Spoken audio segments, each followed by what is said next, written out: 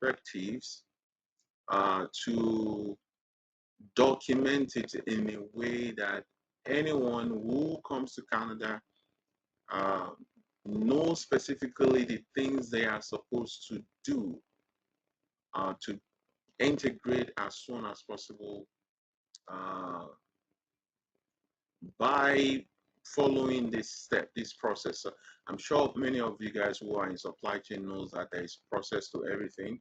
So we don't want a situation where people come into Canada and they don't understand the end from the beginning and they're just all over the place.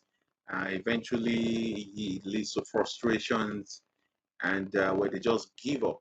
This is something you should be able to achieve within 90 days. If followed properly, you should be able to get a job within 90 days.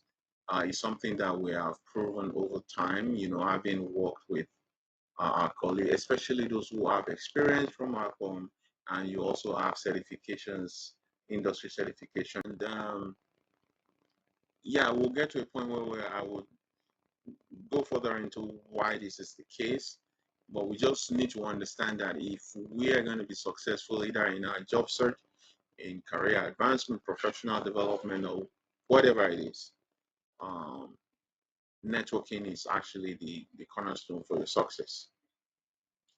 And be able to know what their needs actually are. And then from your own resourcefulness to be able to say, you know what, I can connect you with this person. I can send you some information I received recently about what you're talking about, which will be of help.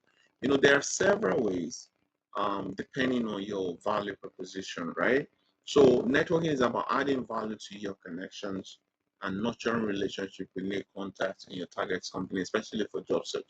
And LinkedIn is one tool that I know job seekers are not leveraging for this purpose. So you need to leverage LinkedIn for this. Engaging with your link network is crucial for building relationships and staying visible. You can engage with your network by liking their posts, commenting on their posts.